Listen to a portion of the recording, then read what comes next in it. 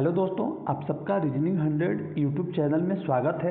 तो दोस्तों, आज हम रीजनिंग के इम्पोर्टेंट प्रैक्टिस नंबर को सॉल्व करने वाले हैं, जो हमारे होने वाले railway, SSC, UP police, Bihar police, यहाँ तक कि किसी भी स्टेट लेवल एग्जाम के लिए हमारा ये सेशन महत्वपूर्ण होगा।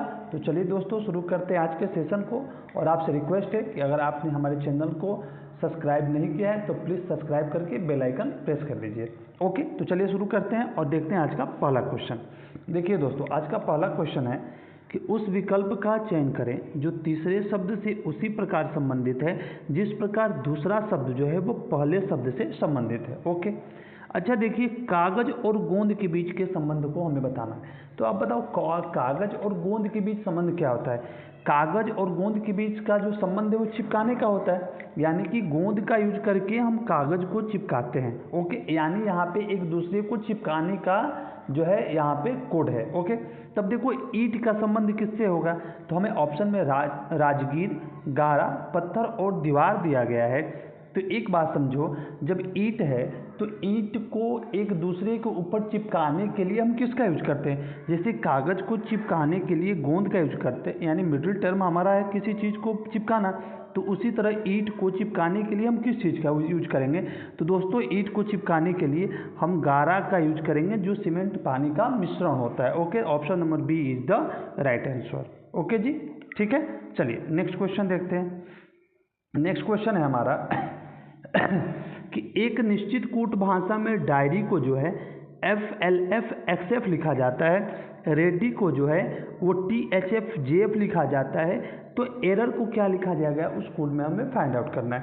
पहले तो हमें उस कोड को फाइंड आउट करना है ना, कि वो कोड क्या है और किस प्रकार से वो कोड को जो है वो लिखा गया है। तो आइए समझ लेते हैं कोड को। DIAR और Y डायरी है। ओके जी, डायरी है। डायरी को क्या लिखता है? डायरी को लिखता है FLFX और F लिखता है। अच्छा, एक बात आप यहाँ पे समझो, डी की अगर अल्फ़ाबेट में आप स्थान की बात करो तो 4th नंबर पे होता है डी, और एफ जो है वो कितने नंबर पे होता है? एफ जो है वो 6 नंबर पे होता है, यानी कि डी और एफ में +2 की यहाँ पे वृद्धि हो रही है।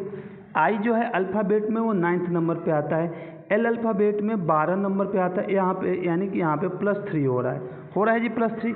ए अल्फ़ाबेट में पहले नंबर पे आता है और एफ अल्फ़ाबेट में 6 नंबर पे आता है, यानी कि यहाँ पे +5 हो रहा है ए के साथ में। ए के साथ में +5 हो रहा है। अगर आर की बात करूँ तो आर अल्फ़ाबेट में 18वें नंबर पे आता है, और एक्स जो है वो अल्फ़ाबेट में 24th नंबर पे आता है, यानी कि कितने की बढ़ोतरी हो रही है? +6 की बढ़ोतरी हो रही है। वाई की अगर बात करूँ तो वाई अल्फ़ाबेट में 25 नंबर पे आता है, और एफ, तो वाई के बाद एफ कितने स्थान आगे होगा? तो +7, ठीक है। और एफ यहाँ पे 6ठे नंबर पे आता है। तो वाई के बाद जेड, 1 और 6 इधर 7 हो गया। तो देखिए हम लोग समझ गए कि कैसे करना है, यानी कि संख्याएं कैसे बढ़ी हुई है, +2, +3, +5, +6 और +7 करके नंबर जो है बड़े हुए हैं। तो बस हमें उतना ही कर देना है। देखो एरर को एरर का हमें फाइंड आउट करना है। तो आइए एरर का हम लोग देख लेते हैं क्या होता है। ERROR। अब ई में +2 कर दो, तो ई में +2 अगर हम करते हैं तो क्या हो जाएगा? ई में +2 करते हैं तो हमारा जी हो जाएगा। आर है, आर में अगर हम +3 करना है, क्योंकि यहाँ पे देखिए यहाँ पे एक पैटर्न चल रहा है, तो आर में +3 करते हैं तो हमारा क्या हो जाएगा? आर में +3 करते हैं तो यू हो गया। अब फिर आर है, तो इस आर में हमें +5 करना होगा, तो आर में अगर हम +5 करते हैं तो आगे हमारा डब्ल्यू हो जाएगा। फिर ओ में हम +6 करते हैं, ओ में +6 करते हैं तो नेक्स्ट हमारा यू हो जाएगा। और आर में +7 करते हैं, तो आर में +7 कर दो तो हमारा हो जाएगा 25 नंबर, यानी कि वाई। ओके, ठीक है। तो देखिए हमारा कोड क्या हो गया? GUWUY। क्या हो गया? GUWUY, GUWUY, यानी कि ऑप्शन नंबर ए दोस्तों यहाँ से बिल्कुल हमारा करेक्ट आंसर है। ओके जी, देखिए एग्जाम के पर्पज से एक चीज़ समझिए, एग्जाम में हमें इस तरह से नहीं करना है। एग्जाम में हमने देखा डी का क्या दिया हुआ है? एफ दिया हुआ है। डी होता है 4th नंबर पे, एफ होता है 6 नंबर पे, +2 ऐड हुआ है, तो हम यहाँ पे ई को देखेंगे। ई होता है 4th नंबर पे, +2 ऐड करो 6 का मतलब क्या हो जाएगा? एफ हो जाएगा यहाँ पे। नहीं, E5 नंबर पे होता है और 2 ऐड करो 7, 7 का मतलब जी हो जाएगा। अब हमें ऐसे ही करना है, तो जी अगर हम देखते हैं तो ऑप्शन ए होता, ऑप्शन डी होता, ये दोनों बी और सी तो ऐसे ही कट गए, तो हमें एलिमिनेट करके भी देखना है। ओके जी, यहाँ पे बस आपको समझाने के लिए, ठीक है। चलिए नेक्स्ट क्वेश्चन देखते हैं। इसका ऑप्शन नंबर ए यहाँ से बिल्कुल करेक्ट है। नेक्स्ट क्वेश्चन देखिए। नेक्स्ट क्वेश्चन है दोस्तों, कह रहा है कि उस वेना रेखा का चयन करें जो दिए गए वर्गों के समुच्चय के बीच के संबंध को सर्वोत्तम ढंग से निरूपित करता है। ओके, हमने जो कल किया था वो भी डिस्कस होगा, पहले यहाँ पे समझिए। देखिए यहाँ पे क्या कह रहा है, बहुभुज है, चतुर्भुज है और त्रिभुज है। तो बहुभुज का मतलब हुआ कि एक से ज़्यादा भुजाएं जिस चीज़ में आ जाएंगी, एक से ज़्यादा भुजाएं यानी कि बहुभुज हो गया ना जी, एक से ज़्यादा भुजाएं बहुभुज, तो बहुभुज हो गया। तो बहुभुज के अंदर जो है अगर आप बात करो तो मान लो कि ये हो गया बहुभुज, ये बहुभुज अगर हो गया, ये बहुभुज हो गया, तो बहुभुज के अंदर त्रिभुज आ सकता है क्या? बिल्कुल आ सकता है, 3 भुजाएं हैं। चतुर्भुज आ सकता है क्या?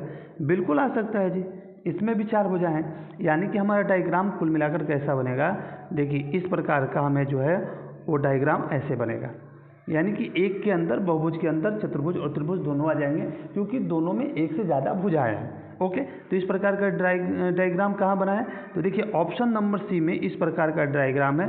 ये ऊपर वाला हिस्सा आपका बहुभुज हो गया और बहुभुज के अंदर चतुर्भुज और ये त्रिभुज हो गया। ओके जी, option number C is the correct answer. देखिए कल हमने जो किया था तो वहाँ पे था चतुर्भुज, त्रिभुज और वृत्त। यहाँ पे एक था वृत्त था बहुभुज के जगह पे चतुर्भुज और त्रिभुज।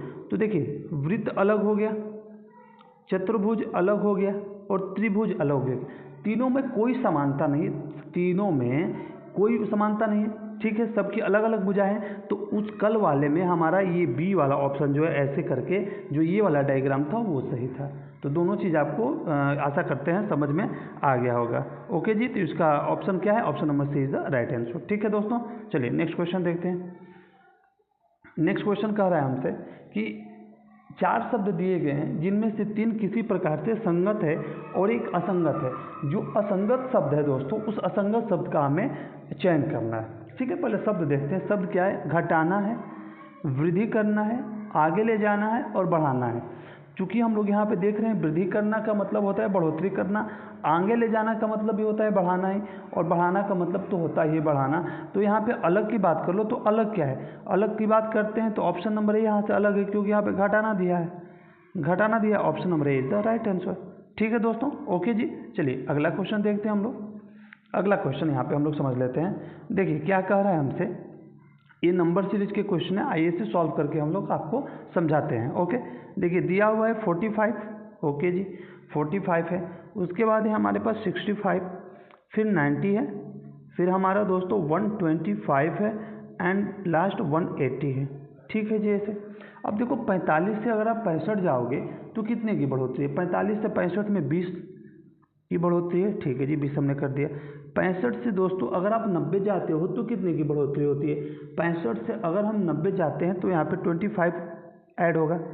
90 से 125 अगर आप देख लो तो कितना ऐड हो जाएगा, तो 90 से 125 35 ऐड हो जाएगा। 125 से अगर आप 80 जाते हो तो 50 वहाँ हो गया, 5 यहाँ पे हो गया, यानी कि 55 यहाँ पे ऐड होगा। और आगे जो है जो होगा हमें वहाँ पे फाइंड आउट करना है। तो देखो 20 है, फिर 25 है, फिर 35 है, फिर 55 है। समझ में आ रहा है? तो एक बार नहीं आ रहा तो एक बार और हम लोग निकाल लेते हैं इसका। एक बार वैसे समझ तो आ ही रहा है, मैं आपको समझाने के लिए बता रहा हूँ। देखिए यहाँ पे कितने की वृद्धि हो रही है, 5 की हो रही है। यहाँ पे कितने की वृद्धि हुई, 25 से 35 में 10 की हुई। 35 से 55 में कितने की हुई, 20 की हुई। यानी कि 5, 10, 20। तो यहाँ पे कितना हो जाएगा, जब 5, 10, 20 है तो यहाँ पे कितना हो जाएगा, तो यहाँ पे हो जाएगा, जब दूना हो रहा है तो यहाँ पे हो गया 40।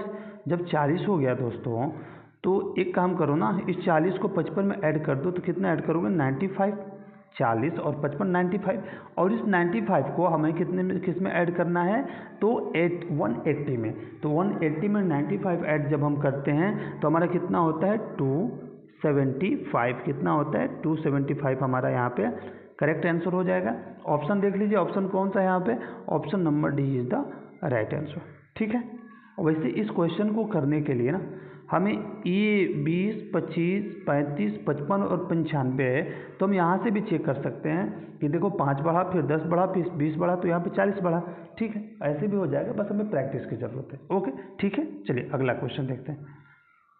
देखिए अगला क्वेश्चन है कि दिए गए पैटर्न को ध्यानपूर्वक पढ़ें और उस संख्या का चयन करें जो इसमें प्रश्न चिन्ह के स्थान को प्रतिस्थापित करने वाली है। ओके, ठीक है, तो यहाँ पे समझिए, देखिए कैसे सॉल्व करना है। देखिए जो हमें नंबर दिए हुए हैं 8, 4, 12, 2 और 13, इन्हीं का यूज करके हमें जो संख्याएं जो है वो बनानी है।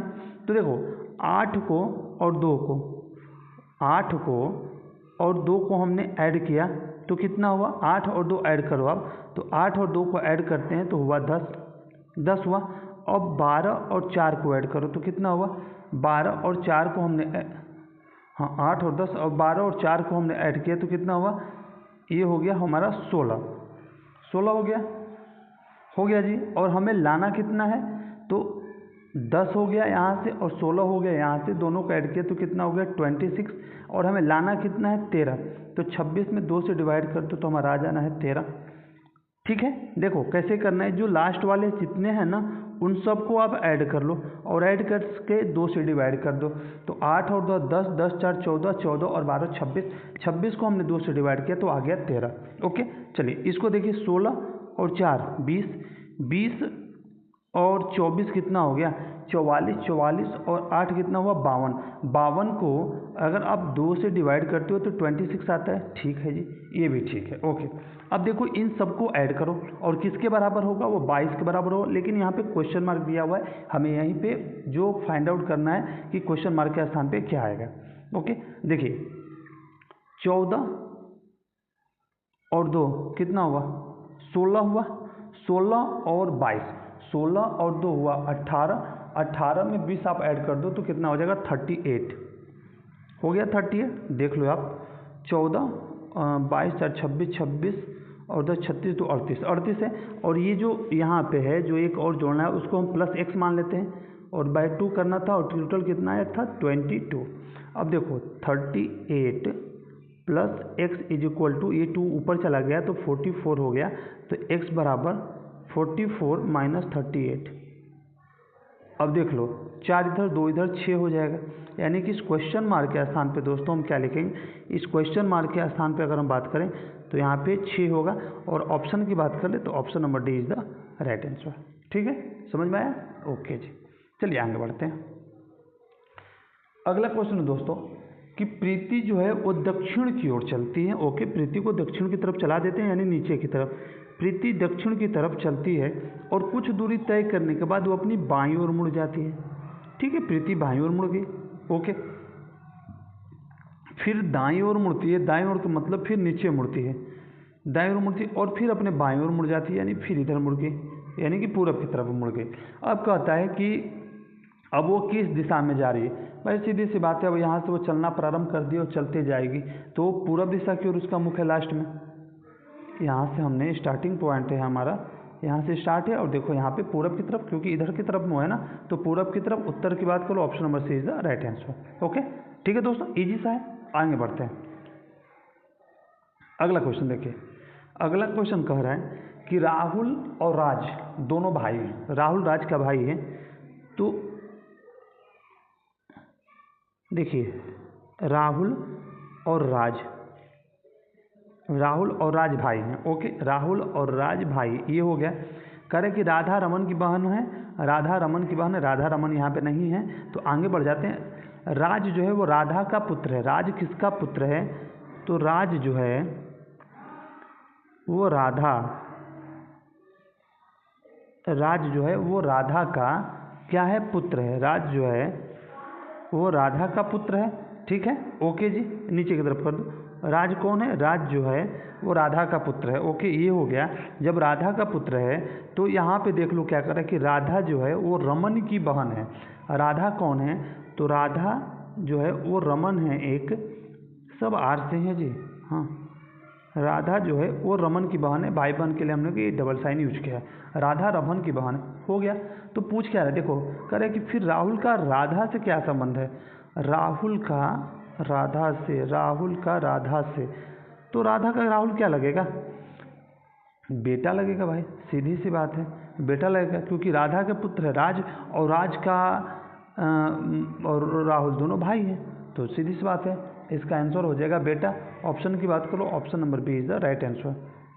ओके ओके जी, ठीक है, आगे बढ़िए, नेक्स्ट क्वेश्चन देख लेते हैं। चलिए नेक्स्ट क्वेश्चन, बस हमें करना क्या है, जो सिंबल दिया है उसकी जगह पे हमें प्लस माइनस का साइन जो है वहाँ पे फिट कर देना है, ठीक है। अब देखो 24 है, डी का अर्थ देख लो क्या दिया है, डी का अर्थ है भागा 8, ए का अर्थ देखो क्या दिया है, ए का अर्थ दिया है +12, ओके। सी का अर्थ देख लो, सी का अर्थ दिया है गुणा 4, और बी का अर्थ क्या दिया है -6, ओके। अब 8 को 24 से काट दो तो 3 हो गया, +12 चौक 48 हो गया, और यहाँ पे -6 हो गया, तो 48 और 3 कितना हो गया, तो 48 में से 6 घटा दो ना, 42, 42 और 3 कितना हो जाएगा, 42 और 3 हमारा होने वाला है 45, कितना होने वाला है 45, तो 45 is the right answer. Option की बात देख लो, कहाँ है 45, ऑप्शन नंबर 1 में है 45, option number A is the correct answer यहाँ से, ठीक है दोस्तों, ठीक है, ओके, समझ में आ रहा है। चलिए अगला क्वेश्चन देखिए, अगला क्वेश्चन है, कह रहा है कि नीचे दिए गए त्रिभुज में एक छोटा त्रिभुज, सबसे छोटा त्रिभुज जो है वो प्रोफेसर, सबसे छोटा त्रिभुज, सबसे अच्छा ये छोटा वाला त्रिभुज, ये जो ये छोटा वाला त्रिभुज है, ये प्रोफेसर को, बड़ा त्रिभुज नेताओं को, ये बड़ा त्रिभुज जो है वो नेताओं को, वृत्त जो है स्नातक को, वृत्त, ये वृत्त जो है स्नातक को, तथा आयत विश्वविद्यालय को, आयत ये यूनिवर्सिटी को दर्शाता है, ठीक है, ओके, ठीक है, अच्छा ये हो गया, दर्शाता है। तो हमसे देखिए इसके संबंधित हमसे क्वेश्चन पूछा है, वो देखते हैं। कह रहा है कि कौन से नेता ऐसे हैं जो न तो प्रोफेसर है और न ही स्नातक हैं। प्रोफेसर और स्नातक, देखो प्रोफेसर ये छोटा वाला त्रिभुज है, और स्नातक जो है ये वृत्त है, और नेता बड़ा वाला है, तो न तो स्नातक होना चाहिए और न ही प्रोफेसर होना चाहिए, यानी कि वृत्त और छोटे वाले त्रिभुज से जो चीज़ अलग होगी वो वही हमारा आंसर होगा। तो देखो, तो यहाँ पे अगर आप देख लो, बड़ा वाला जो है नेता को दर्शाता है, बड़ा वाला नेता को दर्शाता है, तो प्रोफेसर, और इसमें आप अगर देखो तो एक तो हो रहा है हमारा, रुक जाइए मैं आपको समझा देता हूँ। यहाँ पे देखिए, ये जो वृत्त है ना, क्या कर रहा है, न तो प्रोफेसर और न ही स्नातक है, ठीक है, ठीक है, ये प्रोफेसर का हिस्सा, ये स्नातक का हिस्सा है। अब ये नहीं होना चाहिए नेता, इसमें नहीं आना चाहिए उसका हिस्सा, और प्रोफेसर कौन सा है, अब ये देखो प्रोफेसर ये वाला है,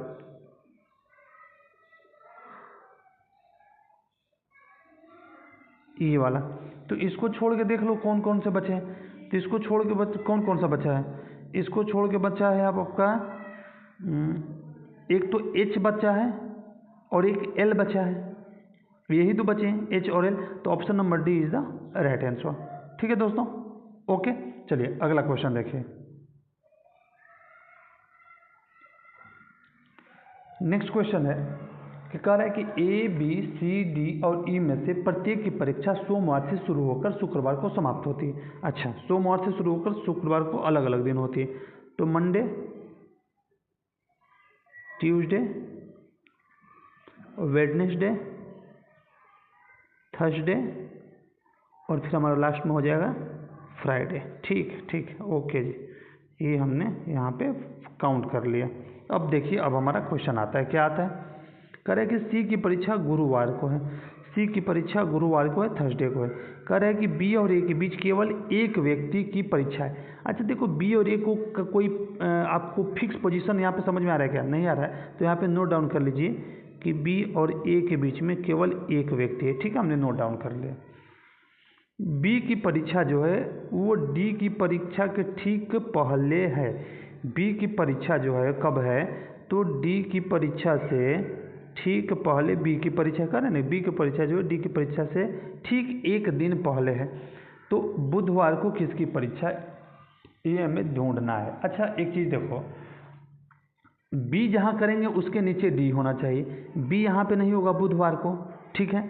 बी अगर यहाँ पे करते हैं बी, तो यहाँ पे डी हो जाएगा डी, और बी और ए के बीच में अगर यहाँ पे आप बी करो तो यहाँ पे डी हो जाएगा और यहाँ पे ए हो जाएगा। तो ए यहाँ पे तो होगा नहीं क्योंकि यहाँ पहले से सी है। जब यहाँ पे सी है तो बी के लिए सिर्फ हमारे पास एक ही पोजीशन बच जाता है मंडे वाला। तो यहाँ पे बी हो गया, बी के नीचे डी होगा और कह रहा है कि बी और ए के बीच में एक व्यक्ति है तो डी हो गया। और लास्ट में हमारा बच कौन सा गया? लास्ट में बच गया हमारा ई। ये हमने यहाँ पे रख दिया। अब देखिए हो गया हमारा क्वेश्चन सॉल्व।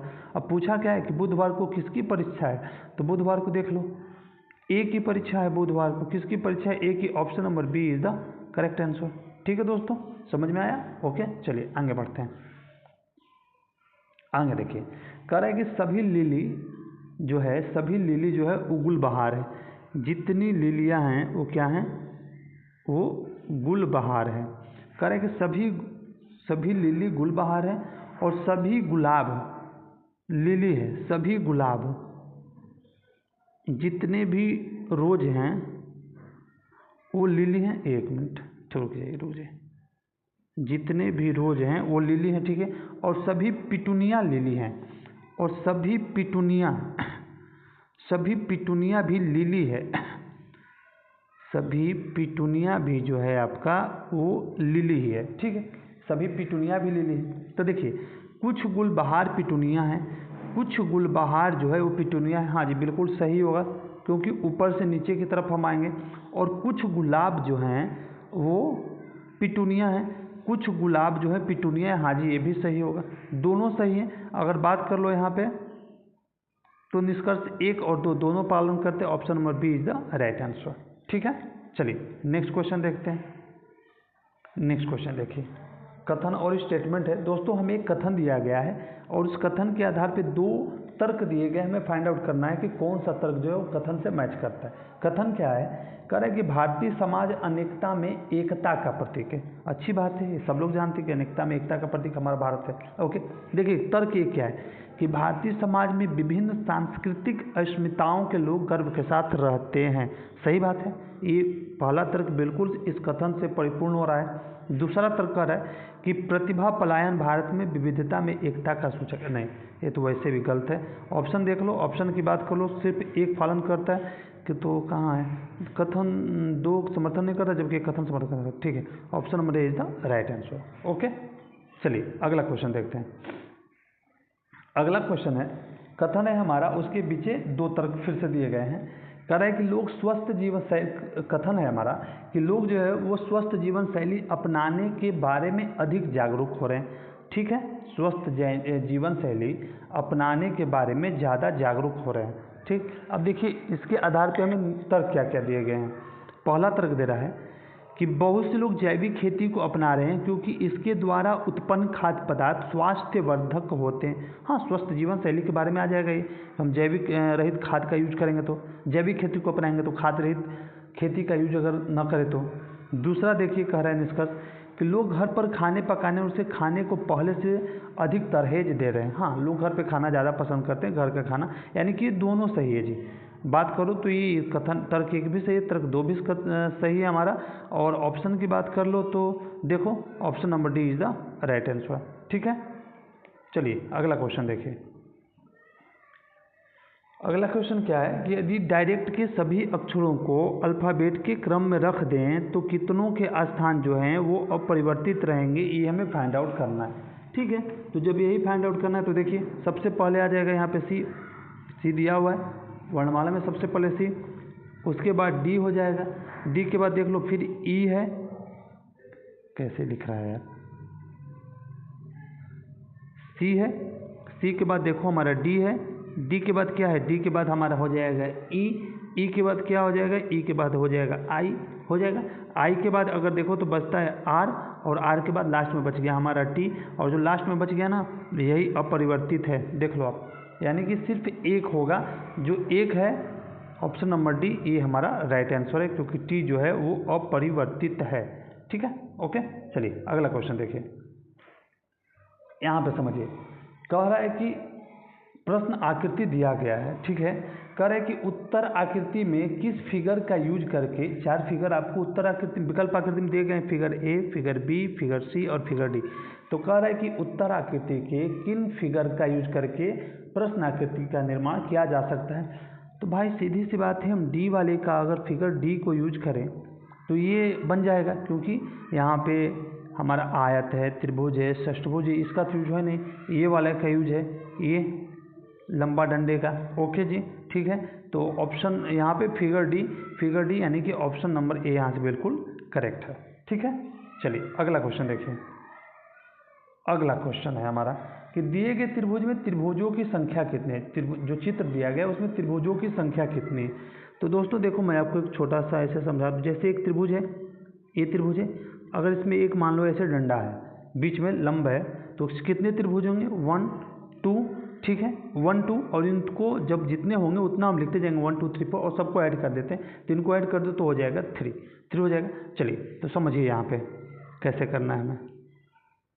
देखिए आप ये देखो, एक ये वाला त्रिभुज है, फिर से दोस्तों एक ये वाला त्रिभुज है। तो देख लो 3 यहाँ से हो गए, 3 यहाँ से हो गए। और देखो एक बड़ा वाला त्रिभुज है, ये बड़ा वाला, तो 3 यहाँ से भी हो गए। तो 3 3 6 3 9 तो हो गए। अब देखो क्या और है, हाँ जी बिल्कुल है। 9 के बाद अगर आप देख लो ये वाला, देखो जो मैं कर रहा हूँ इसे ब्लैक से, 10 के बाद आपका 1 11 12 13, टोटल यहाँ पे 13 त्रिभुज है। ऑप्शन नंबर बी यहाँ से देख लो, जब 13 त्रिभुज हैं तो ऑप्शन नंबर बी यहाँ से बिल्कुल सही, सॉरी ऑप्शन नंबर डी यहाँ से बिल्कुल करेक्ट हो जाएगा। समझ में आया? ओके जी। चलिए अगला क्वेश्चन देखते हैं। अगला क्वेश्चन देखिए, ये आपको ऊपर जो दिख रहा है ये फिगर है, और इसका हमें जल प्रतिबिंब जल प्रतिबिंब जो है हमें इसका फाइंड आउट करना है। तो सीधी सी बात है, इसको उल्टा करो और आप मन में सोचो कि इसे जब मैं उल्टा करूँगा तो कैसा बनेगा। तो जब आप उल्टा करोगे तो ये वाला जो चीज़ है, ऐसे लंबा वाला, ये वाला, ये नीचे के साइड में आ जाएगा, और जो ये छोटा वाला है ये ऊपर की साइड में चला जाएगा। तो नीचे की साइड में अगर आप देखो तो यहाँ पे 3 तरह का दे दिया है, ठीक है। लेकिन यहाँ पे देखो ये जो प्लस वाला है, जो यहाँ पे ऐसे प्लस दिया हुआ है, नीचे करोगे तो प्लस वाला जो है ये तो जहाँ पे है वहीं पे रहने वाला है, ठीक है। तो ऑप्शन नंबर ये बी वाला जो हिस्सा है ना, जो ये बी वाला हिस्सा है, ये हमारा करेक्ट आंसर होगा, यानी कि option number A is the right answer, ठीक है। चलिए अगला क्वेश्चन देखिए, और आज का ये लास्ट क्वेश्चन है।